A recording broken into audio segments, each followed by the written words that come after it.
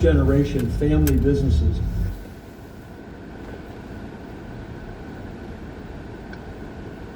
And these folks not only risk their lives, they risk their own personal capital to help feed America. They're the farmers of the sea. Just like President Trump's behind our farmers and ranchers, he's behind our fishermen.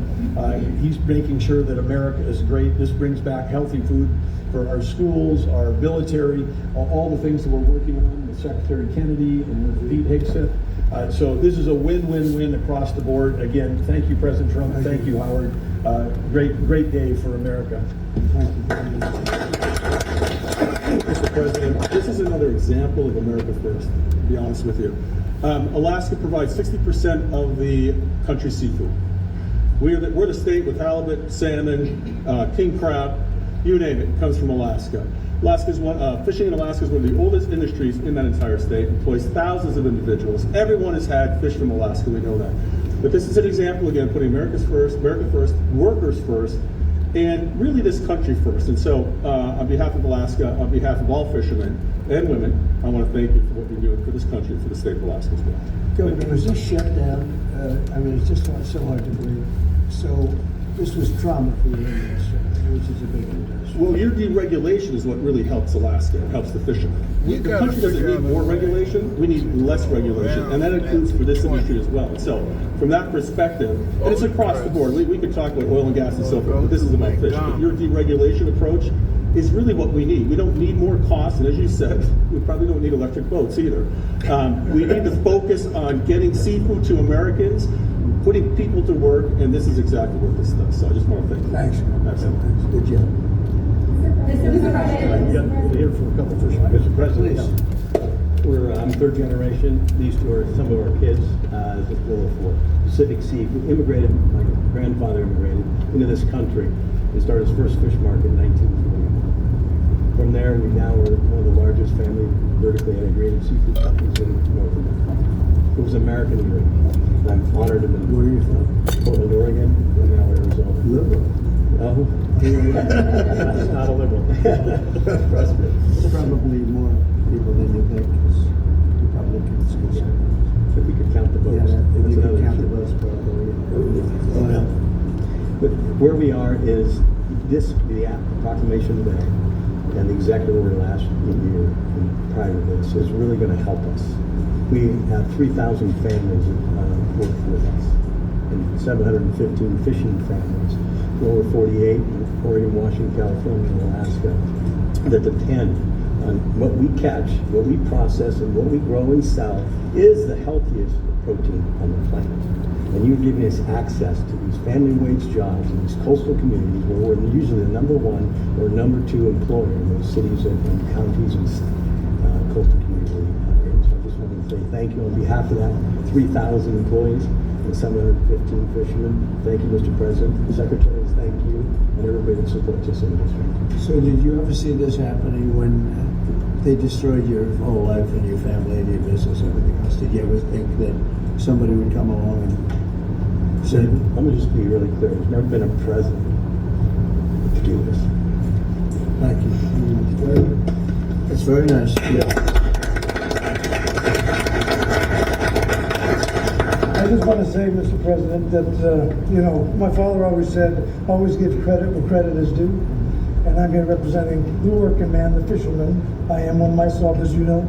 And, I spent a couple of months with you on The Apprentice, and I saw your work ethic there.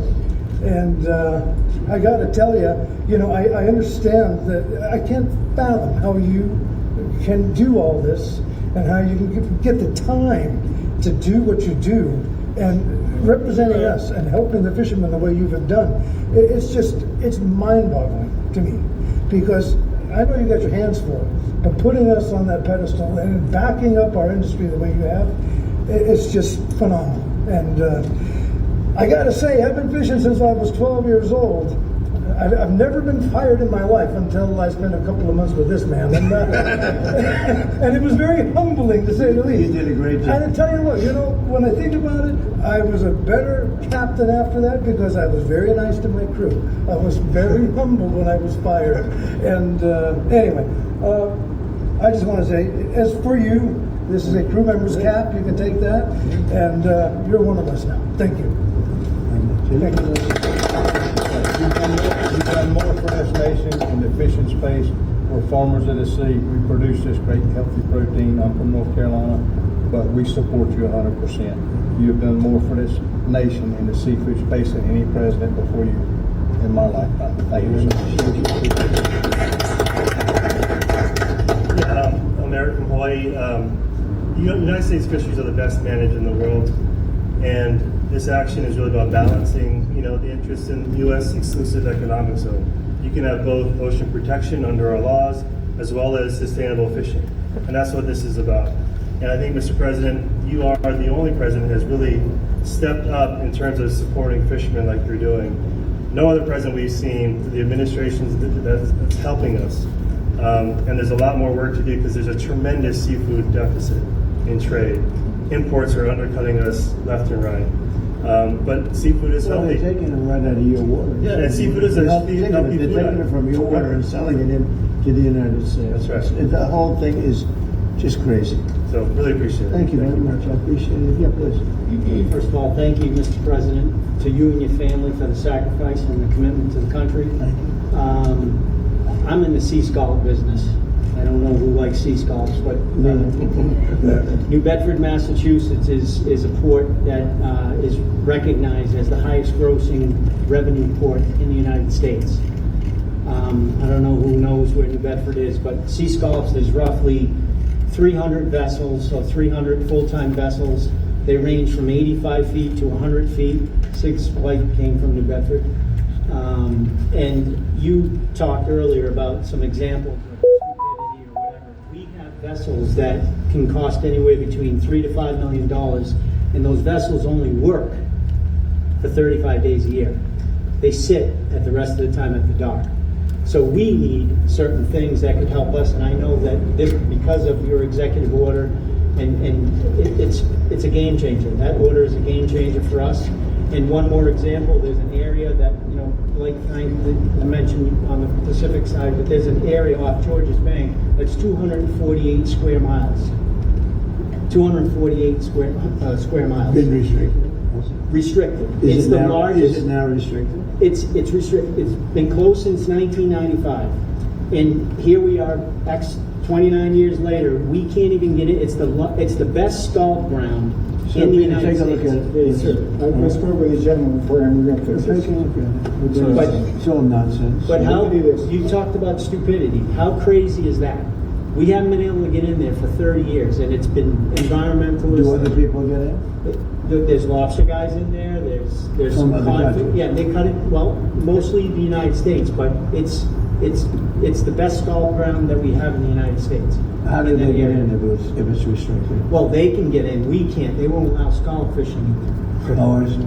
So it's prohibited from us. Crazy. But just think of a boat that we have that sits, and we're working, and I just explained it to Secretary Letnick about, we're right now pretty close to where we could easily take a permit and put another permit on it. But why should we let these boats sit at the dock for 330 days? Yeah.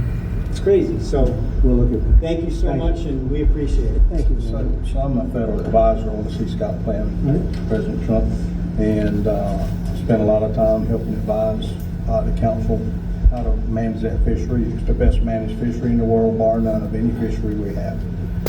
The city is not targeting her at all. Yeah, Big Mac's Cajun Kitchen is a popular Camp Creek Parkway restaurant, but its owner says they've been targeted by city code enforcement initiated by a College Park City Council member. And tonight, College Park's mayor is on their side. He's scared. Like, why they keep coming here? Sean Perkins and her business partners are mad. They insist the city of College Park is suddenly and overwhelmingly targeting and harassing their Camp Creek Parkway restaurant, Big Mac's Cajun Kitchen. They say College Park code enforcement and law enforcement keep showing up demanding to see permits, writing citations, accusing them of operating an illegal nightclub, and ordering them to unplug their gaming machines, even though Perkins showed us her up-to-date state gaming license. They're blaming the harassment on one man, Mayor Pro Tem Joe Carn. So I was harassed the first day, and when you sent code enforcement, he sent code enforcement over here and they didn't find anything, You went into a meeting to find out how could you get me on the games. It's why me all of a sudden on a Monday morning. But the College Park city attorney was quick to defend Mayor Pro Tem Karn. He released this letter which said, quote, Mayor Pro Tem Karn did not direct code enforcement to target, harass, or otherwise. 1 year is the Amazon, almost 1 year Amazon. I'm done. I quit. I'm quitting with a 4 truckers. When I tell you, I mean this respectfully, Amazon, y'all are out your mind. So today I decided to quit my job here at Amazon after working for them for 1 full year. I'm quitting tonight, and I'm trying to decide if I want to finish my route or just return to the station and not finish this route.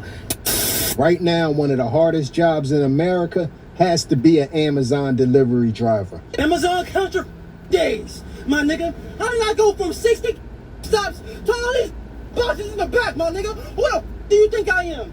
Y'all want these prime deliveries and y'all want them the next day, and somebody has to get them to you. So we gonna look at why these Amazon drivers are quitting at ridiculous rates and see exactly what the job entails. What it look like, TV? I am back. What it do, baby? YouTube's own Varnell Hill. Did ya miss me? Your very own spokesman for the Insadians. We're inside and we're comfortable. They're so comfortable. And I'm back with another one. And today, y'all, we gonna take a look at one of the favorite people in all our lives, our Amazon delivery driver. And we're gonna see exactly why they are quitting at ridiculous rates right now. This has to be one of the hardest jobs in America. But before we get to the people's personal stories of why they quit, let's take a look and see exactly what does a day in the life of an Amazon driver, what does it include? So you thinking you want to drive for Amazon? It ain't for everybody, okay? It ain't easy. So I decided I'm gonna show y'all what a day looks like being an Amazon delivery driver. It's 10:30, truck empty. I'm gonna step in, we're finna load up. So I'll get with y'all after the hardest part of the day. After I finish this, after I lock in, then I'll talk to y'all. This is load up, or load out. We all lined up. We gotta go up this ramp to go get these totes. I gotta load it from the back of this van. They just blew the whistle, it's time for me to get. Taking these carts up and down this ramp is crazy. Crazy, I ain't gonna lie. But hey, this right here, they're trying to take me out. But I'm a pro, you feel me? I have to do that 4 times. Sometimes I gotta do it 6 times, but I only have 4 carts today. This is me. It ain't bad. 4 carts. Finna load this boy up. Okay, so they do give you a rabbit. This shows me what order the totes are for my stops. So I have to load this van in that order. I mean, you can load it however you want to, but I ain't trying to be here all night. So look, we're leaving. They leaving. After this, I'll be tired. This is the hardest part of the day. If you can get through loading, most people don't make it past loading. If you can't get in there and turn around, you got to walk, sir. Yeah, you better hope it ain't no dog. Man, Amazon, y'all don't pay me enough for this shit. 2 big ass dogs, I can't even get out the car. Shit, man, y'all ain't getting y'all package. Try again tomorrow. I am highly pissed.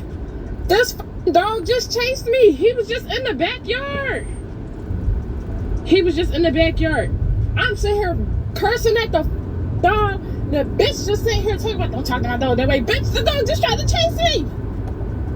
I'm finna quit. I almost pissed on myself. I'm sitting here talking shit to the dog like, I know you cold because you ain't even come to this gate. Whole time he came around the other end. I saw that dog at the car. I said, oh. He started running. I started running. I slammed the shit out of this damn door. I thought I was gonna go in there. Oh my God, on everything I love. And she just sit here. I'm finna say I got attacked. I ain't got no marks to prove it. Like, tell me don't talk to my dog that way. Get dog. You ain't get dog. Man, where you went wrong was you're never supposed to curse at a dog. And you're never supposed to curse at someone else's dog. What you're supposed to do is...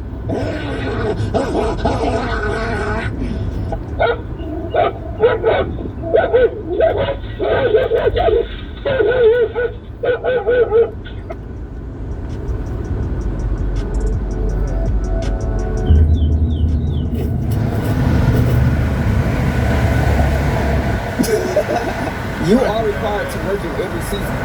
I've worked in the rain. I've worked in the snow. I've worked in the sleet. I've worked in the sun. I've worked in the dark. In the middle of the night. Not in the middle of the night, but in the country. In the dark. Like, Amazon don't play. Amazon don't play. You are still required to finish your route. Now, if it's a natural disaster, yeah, they're going to have you pull over. But if it's just raining, you're going to be soaking wet delivering the packages. If you can't do that, it's not for you. You gonna be hot. So I got this bag and I'm hearing rattling in it. So I'm pretty sure it's medicine. So I know I'm delivering to an old person. So my question is, how did your old ass manage to get up these damn steps? Help me! The apartment!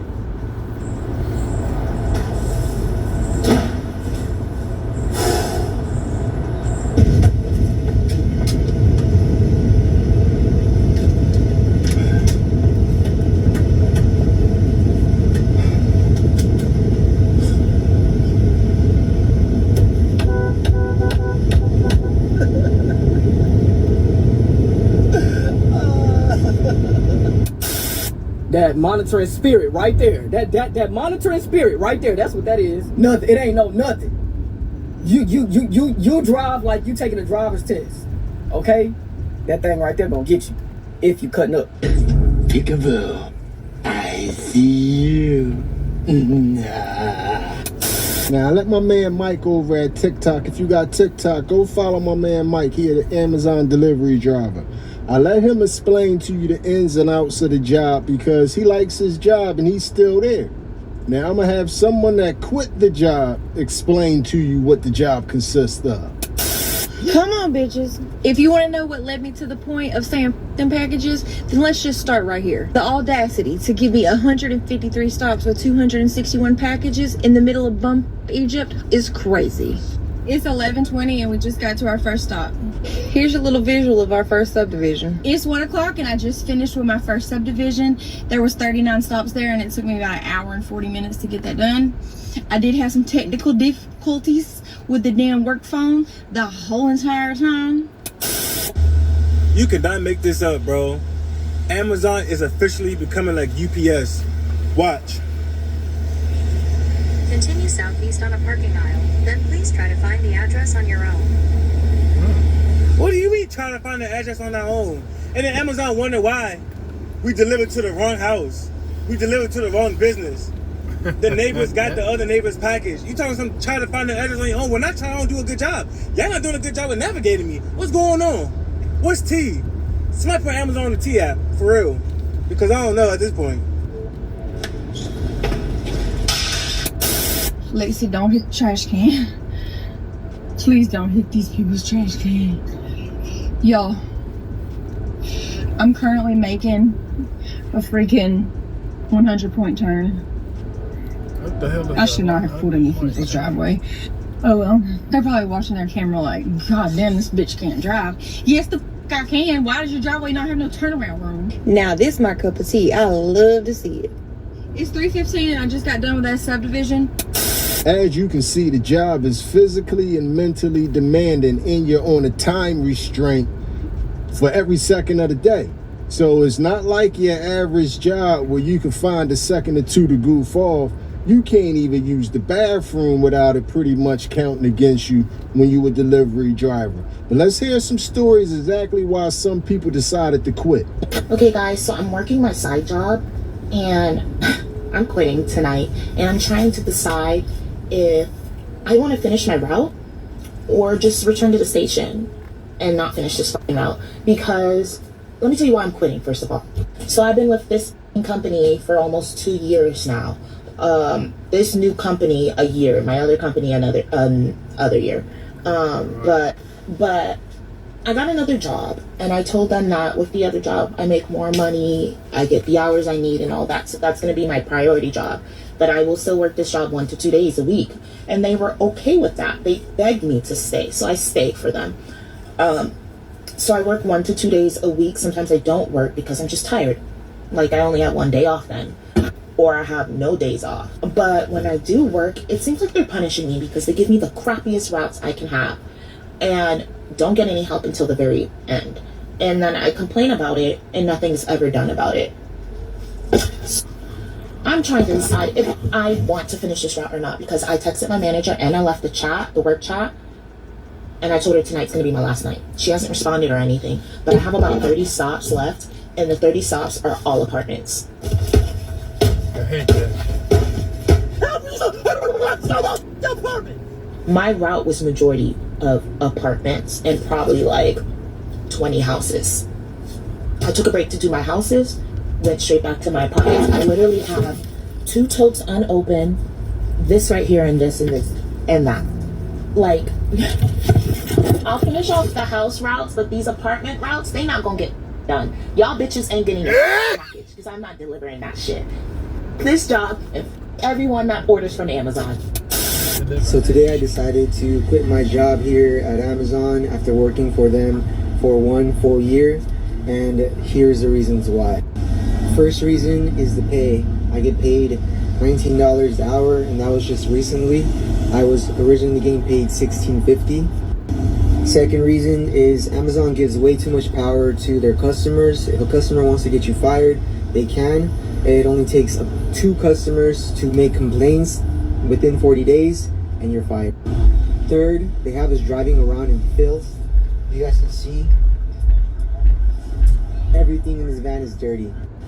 And the last reason is Amazon doesn't care about the drivers. That's why they have contractors that basically hire us. We're not hired by Amazon, because if anything happens, Amazon can just brush their hands off and say, well, it's not us, it's the contractors, which is... So today, after almost 1 year at Amazon, I'm done. I quit. I'm quitting with a 4 truck of shit. When I tell you, I mean this respectfully, Amazon, y'all are out y'all mind to think that people are going to be running anywhere from 190 to 200 and something stops. This is not packages. It could be anywhere from 300 to 400 packages a day for $20, $25 an hour. And to get my check, I'm working 4 days a week, 10-hour shifts. It needs to be $1,100. Yeah, I can keep all of this. I will go back to doing hair full time before I let y'all play with me. Get on the road, and I'm gonna cost y'all just as much money as y'all costed me. Cause $1,100 not added up. I'm getting at home to my kids 10 o'clock, 10:30 at night. Leaving home at 9:30. I leave the house at 9:30. That's 11 hours away from my children to get an $1,100 check. Oh, and it's not weekly. It's bi-weekly. Before taxes, it was 13, 14. After 1,100, yeah, I can go to hell. I will not deliver another package for Amazon. Have a nice day delivering all these stops. Cause I won't. That's it. I can't take it no more. When I heard her voice crack at the beginning. So today, after almost 1 year at Amazon, That voice crack? After almost 1 year at Amazon, I had a feeling it was a full truck and she was just walking away. That voice crack let you know that she didn't crack. That voice crack symbolized the crack. She cracked. It's done. She's done. But anyway, man, believe it or not, lasting a year is a hell of a badge of achievement when it comes to being an Amazon driver, because most people make it nowhere close to a year. Yeah, not gonna lie, this is the first job I've ever done that I actually quit while on the job. I quit last week. I have been working for Amazon, well, delivering for Amazon for almost 7 months now, and I started in May. 406 packages, accounting for 196 stops and 70 multi-location. Wow. I cannot do this job anymore.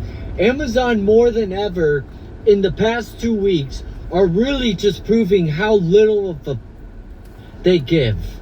Before, their bottom line was make sure everybody's coming back to the station with 0 packages. They don't even give a about that, because what the you're putting 406 packages in a EV. For my EV drivers, you understand, once you get to 350 plus packages in an EV, it gets hectic in there. It's crowded. You can barely walk through. And that's not accounting for how many of your stops are apartments and businesses. Majority of the stops aren't even houses anymore. It's ridiculous. And the bullshit you keep on ordering from us. Dog food, cat litter, Fiji water, your dildo, like, get your lazy ass off of the couch and go and buy this shit. Online shopping and Amazon shopping specifically should be your last resort. I know for a fact that for the majority of you, like, Amazon is your first resort. It is so gross. Get your ass up, go and shop. And if for these next 2 shifts, Amazon doesn't lower the volume, I swear to God, because Saturday is going to be, I'm supposed to have a shift tomorrow, and Saturday is going to be the last shift I have this week. If by Saturday they don't lower the volume, I'm going to quit this job. No 2-week warning. Like, I'm just going to quit this job outright, because I'm so done. My soul is being taken away. I don't do any of the shit that I enjoy doing. I get to my off days, I don't want to do shit. It's terrible. Fucking get up and shop, you. You are looking at a prime customer, everybody. 2 days free shipping for this guy. I quit Amazon after 4 months, and here's why. To the people that left on day 1 and day 2, I salute you. Let me not forget about the person who left after the first break. After seeing all those people leave, I still stayed steadfast, right? I was determined. I said, I'm going to have fun with this. I'll be on my own delivering packages. What can go wrong? A lot. First, let me just talk about orientation. Let me put this disclaimer out there. I'm not saying don't work from Amazon. I'm not trying to persuade you not to work. I'm just sharing with you my experiences. Do what you will. The expectations are unrealistic. Training is not what you're going to be doing when you're out there actually driving. The way that they do training and the way they promote safety only stays in that training class. It does not go with you when you're actually on the road. Let's get into it. Number 1, AC, non-existent. They never work, and if they do work, it's just blowing out heat. And honestly, it's the AC is the reason why I quit, and I'm gonna tell you about that in a second. I never felt so disrespected like I did when I was at Amazon. I almost went into a depression working there. Number 2, we worked 10-hour shifts, and you would think that's enough time to deliver a lot of packages, but it's really not. You had either 180 packages or 230 packages to deliver, and 10 hours in a day is just not enough. And it's a shame, because there are some drivers there who thought it was just a badge of honor that Amazon could count on them. No matter how many packages they get, they're still going to finish on time. And I knew I did not belong. And I'll never forget, one time I took a 17-minute break, and dispatch is texting me saying, "You good?" As in, I'm already behind. I'm already behind when you guys built in 2 15-minute breaks into the shift and a 30-minute lunch. But if I take a 17-minute break, I'm already behind. That means that y'all built in the breaks into the schedule, but it's really not realistic. Like, it's not doable at all, because if you take it, you're gonna be behind. Which one y'all want me to do?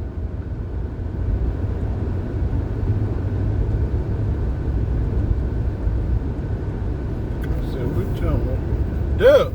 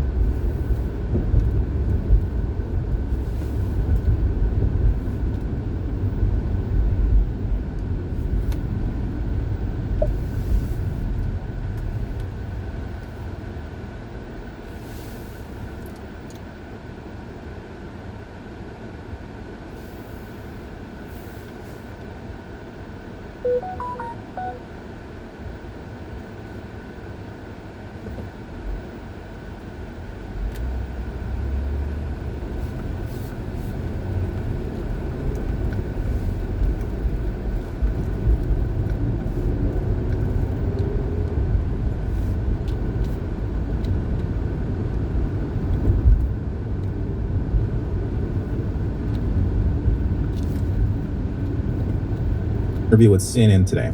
And I think not only did it go terribly wrong, but it exposed how much of a liar he really is as a politician. This is all about his military service, which has continued to come up over and over and over again, because there is something there, and I'm going to show you. Let's start here. You have faced questions about your military service career.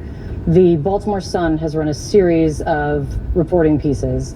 The way they put it is, for 20 years, Moore has repeatedly told versions of his story that do not match the record. Things that they have gone through are about receiving a Bronze Star and not. You eventually did receive a Bronze Star. Padding your resume for a White House fellowship in 2006, mischaracterizing receiving a combat action badge, how you got to, how long you served in Afghanistan, misstating that you earned the top leadership award at the MP Officer Basic Course. They report the Army did not have record of that. And there is more.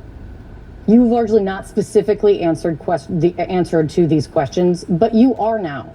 We saw this morning a lengthy piece, a lengthy series of interviews that you did with a news outlet, The Banner, defending your record.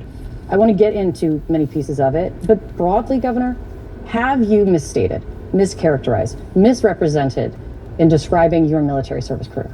I have never mischaracterized my military career, and I'm very proud of the service that we all did in Afghanistan and my time throughout the Army. All right, so I just want to preface this by saying if a Republican was lying about their service, I'd be all over them too, okay? Now, I served 13 years in the military, and if you guys have been following me for quite some time, I take these things very seriously. So this isn't really a dunk on Wes Moore because I hate him. It's just that politicians, I think we should hold them to a higher standard, particularly if you're the governor of Maryland. And this man absolutely mischaracterized his service. The facts are very clear, and I'll read them to you. Go all the way back to 2006 on an application regarding the fellowship at the White House.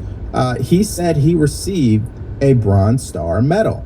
Now, when you serve in the military, you know exactly what that statement means. That means not only did they pin it on you, but you actually have the documentation that shows that it was signed off and it's in the system. Everybody knows that.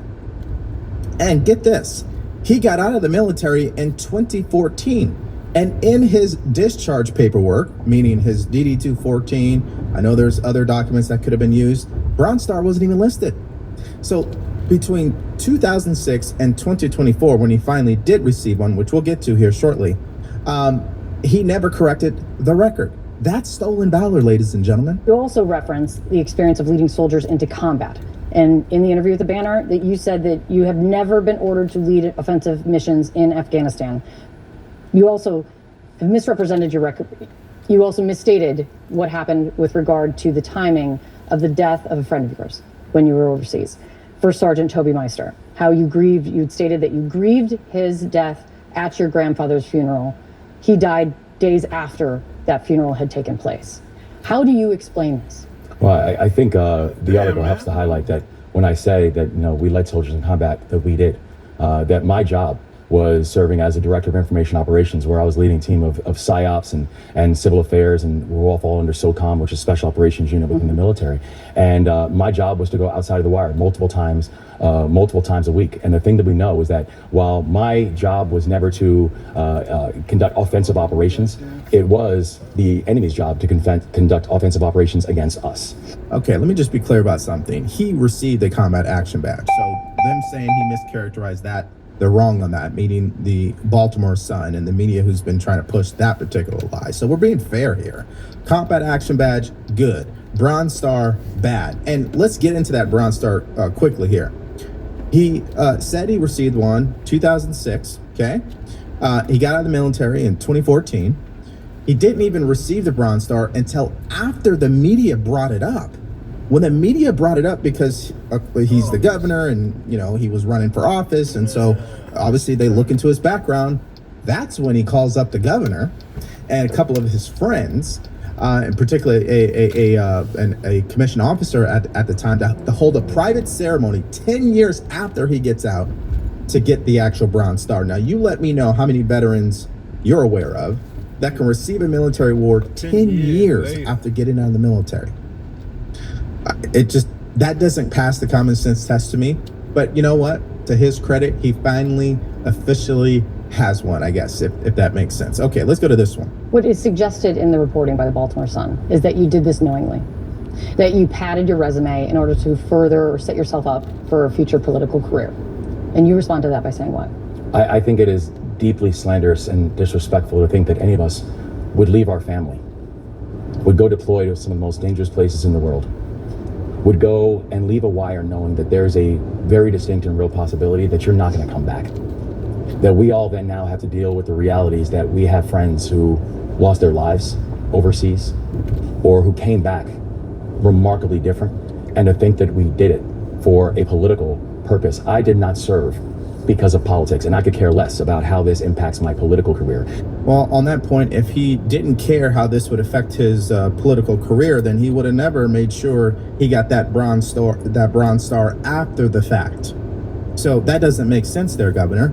If you really don't care about the politics and these stories have no effect on your political career because it's your military service you care so much about, then why seek to get the Bronze Star after the fact? If you didn't get one, you didn't get one.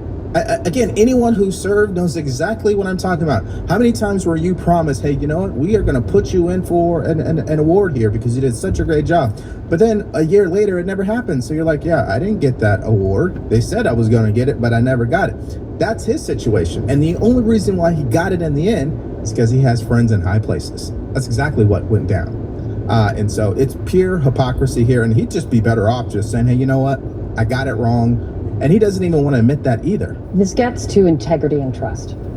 And you know this. I mean, this is, they are questioning your integrity. They are questioning if people can trust you today and going forward. First things, did you get things wrong? There is nothing factual that's incorrect. And that's the thing I do want to be clear on, yes, is that I think about the source. Do you know who's not questioning my accounts or who's not questioning my integrity? The United States Army. Okay, let me repeat it back to you what he said. There is nothing factual that is incorrect. Now, if that's not a play on words, I don't know what is. And what he is saying is, well, because I was able to get this Bronze Star behind closed doors 10 years after my service with people I don't know and you don't know, and it was a private event, it's factual, I have one. So any claims, it's irrelevant because I have one in the end. But you and me know, especially if you served, he's a liar. That is disgusting. No doubt about it. Do you know who's not questioning my accounts or my integrity? The 82nd Airborne Division. Do you know who's not questioning my accounts or my integrity, as is listed in the banner article? The people I served with in Afghanistan, who all came out and verified everything that we saw and everything that we did together while in Afghanistan. That my family doesn't question my integrity or question, or question my truthfulness. America is celebrating 250 years of freedom this year. Our friends at a... That's why I'm saying he's a liar. I don't know why you reported that you didn't get your food. I need. Hey, try to find something to eat. I'm trying. Because I know when I get off at 6 o'clock, I'm going to want to eat. So it's either. Okay. All right. All right. Say less.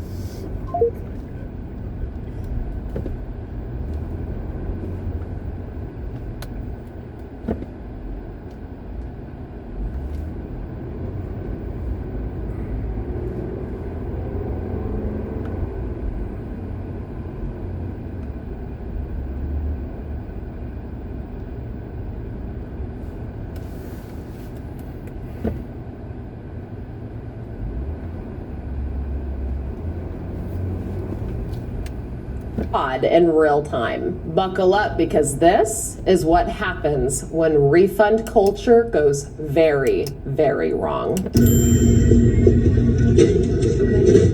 Yeah, so I got a text message from DoorDash saying that you... Okay, but why did you have the nerve to come in my job talking to me when I was with another customer? Because you had the nerve to report your food as never being received, so I can get in trouble and have to pay for it or lose my job. I did not. Contact DoorDash instead of coming in my job.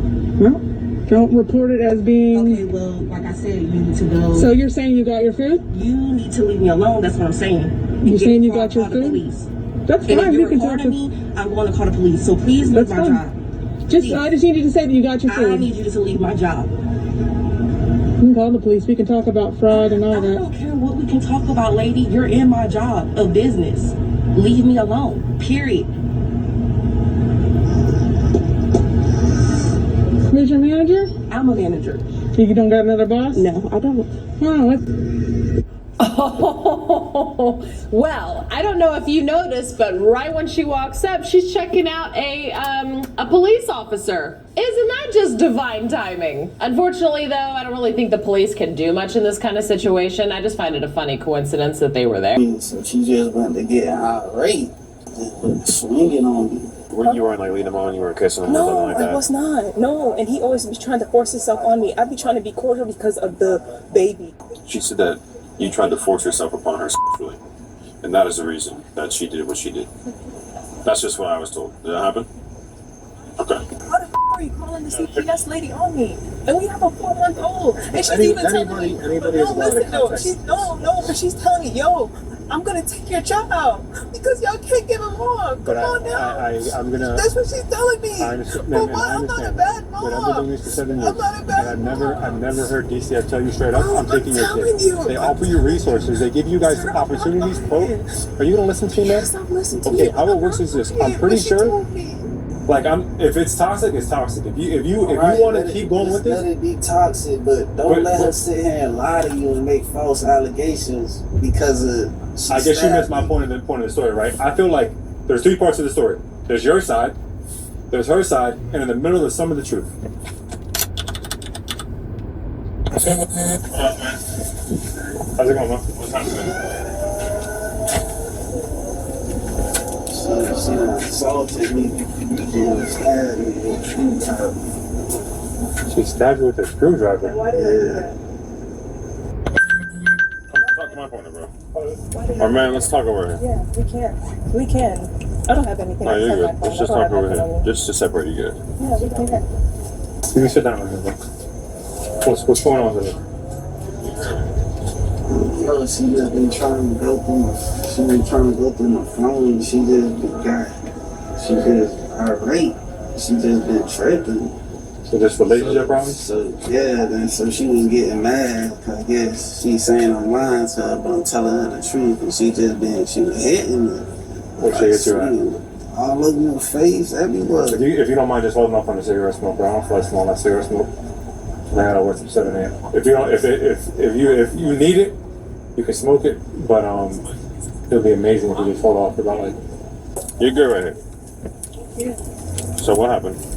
Look in your system. Look in your system, sir. This is not the first. This is not the second time y'all been called out here, and this is not the. This is all the time it's me calling. He just tried to call you guys to be spiteful on me. The last situation is when I was here, and this was the day before Martin Luther King Day. So this was like January 18th. I had my baby sleeping inside. That's the father of my child. I had my baby in my hand. You guys are still together? No, that's the thing about it. No, this is his house. Okay, I'm here because he keeps trying to fix stuff, but you know someone who's a narcissist who keeps doing things to you. So why are you still back with him? No, I'm not trying to. I'm just trying to keep the peace because of my child. I can't even show you, bro. I think he might have already taken out my car. I can show you the screenshots. No lie. I can show you I've made police reports and everything. Why are we here today? Because he wants to be spiteful and call them because I struck him with a screwdriver. Why did you do that? This is why I did it. I'm going to tell you why. He was forcing himself on me, coming on to me. I'd be trying to be cordial because of sexual way. Okay. Even when was this? I can tell you when I have messages and everything, phone calls and everything of him. You guys weren't admitting. You weren't like leading him on, you were kissing him or something like that? No, I was not. No, and he always was trying to force himself on me. I'd be trying to be cordial because of the baby. Even I just made a police report. When was it? Where did you stay week. I live in West Park. I just made a police report. Who else is here? His parents, but they're in the room. They're locked up. Didn't hear nothing happen? No, they're locked up in the room. How old's your baby? 4 months. 10 minutes, bro. So we finish up here. You have any injuries or it's just that on your hand? She been swinging on me now. Can you see real quick? And she stabbed me with the Western hand. I'm trying to calm her down, trying to talk to her, so she just picked up a screwdriver. Where's this screwdriver to sell in the house? Yeah. She just went to tripping. So did she go through your phone or she was just trying to? I was trying to open it up for her. She getting mad because she think I'm lying to her. I'm not lying to her. Good, but I'm not trying to defend nobody, right? Does she think you're cheating on her or some shit? I guess so. Remember, like that's. I'm just trying to figure out like what's going on, right? I understand. Yeah, that's what's been going on. If my girl wants to go through my phone, she thinks that I'm hiding something. Either I'm hiding money from her, I'm cheating on her, or there's some like other shady shit going on. Yeah, that's what. We ain't even together. We just got a baby. Okay, but y'all both live here, right? Nah, she lives wherever. We trying to work on something, but I'm trying to show her like, hey, it ain't nothing in my phone. But she think I'm lying because I got my phone on Do Not Disturb. And the girl been calling me, and I'm like, I ain't answering. Even I showed her from previous that I ain't been answering. She just been tripping. She just been assaulted. You know what I'm saying? So real quick, you said she doesn't live here. Y'all just basically y'all have a kid in common. Yeah. Is the kid here right now or not? Nah. No. 4 months, and it's like I don't even know, like, and this is my only child, and it's like it's like even the police officers in West Park, they keep telling me like, yo, like, you know, we shoot because it's been an incident too. I found an air tag in my car last week. Well, you didn't take it out to court, get a restraining order. That's what they've been telling me, bro. That's what. But you're not doing it. Listen, no, but let me tell you why I can't do it. Let me tell you why I can't do it, because the day before Martin Luther King Day, right? Let me show you, because it's even in the police report. If you look it up, you'll see it. They came here. He was telling me to get out of his house. Here, I told him, hey, okay, I'll get out. I was telling him, hey, I'll get out. He started pulling me by my hood, like scratching me in my back. I was like dragging me like I'm a rag Still doll. came back here. What's your name? And what's your date of birth? 1996. 1996. Have y'all ever dated or not? Just been fooling around. So it's never been like an actual relationship, just kind of. Yeah. Okay. I guess we can call it like friends with benefits kind of thing. Alright. And how long that's been going on for? For a while, like 3 years.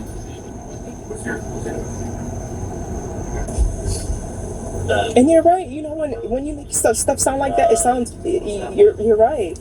Let me look. This is look. This is when I came back from my trip. Ripped my shirt up off me. Look that. Look the scab on my eye. Look, it's like clear now. Look, I don't have nothing to lie about. I don't have anything to lie about. Did he touch you tonight? I don't have. Yes, he tried. That's why I struck him with that. And he's telling me, oh, like trying to be spiteful, like, oh, I'm gonna call the police, because every time I call him, he knows he's wrong. So why are you here now, though? I understand you're here because of the baby, Yeah, but the baby what's is your here. custody agreement?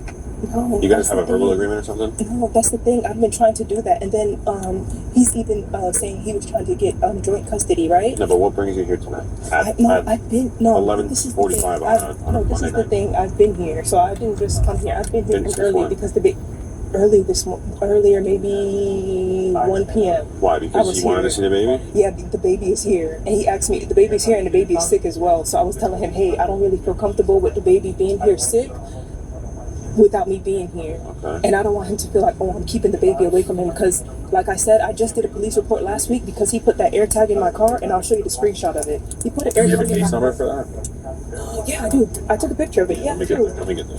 Yeah, I do. And of him following me because he doesn't know where the sitter lives. The sitter lives in Miami Gardens. He's telling me to come outside the sitter house. How do you know where the sitter lives? Bro, how do you know where the sitter lives? And this is not the first time he's forced himself on me. When I just showed you that picture of him. See the case number? Hold on. This is the one in Miami Gardens. The same night. No, that was Did we do one? Fort Lauderdale? You did, but I don't. You would have to look it up. What's your name? Sabrina. What's your birthday? 1996. But hold on, I'm trying to show you. It's 96? Yeah, I'm trying to show you too. They took a picture and they have this. What's his name? The Kareem Yo, can you do me a favor? Can you look at Axon and see if she has any reports? Yeah, she said to be around here for a domestic or some shit. Sabrina. How old was the kid? You folks, you ain't got nothing to do with it. I understand that, right? But let me explain to you what's the point.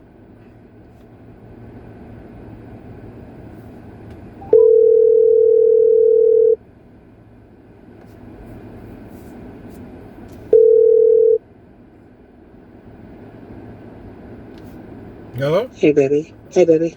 Would you eat a beef brisket? What is it, a sandwich? Yeah, I'm at the place. I like this. They got some hella fine sandwiches in there. Let me call you back. Okay.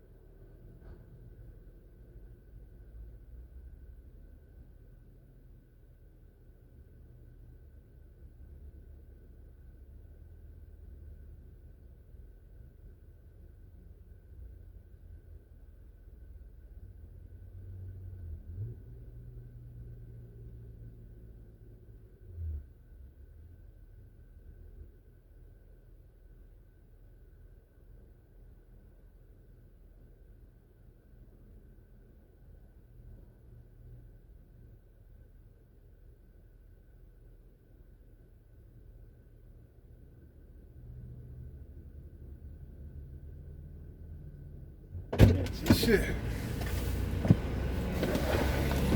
I should have thought about that. Alright.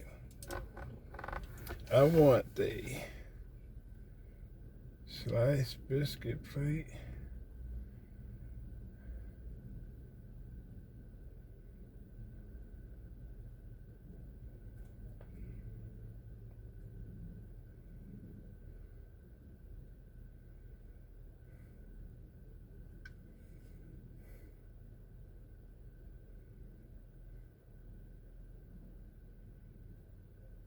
Where's the chicken?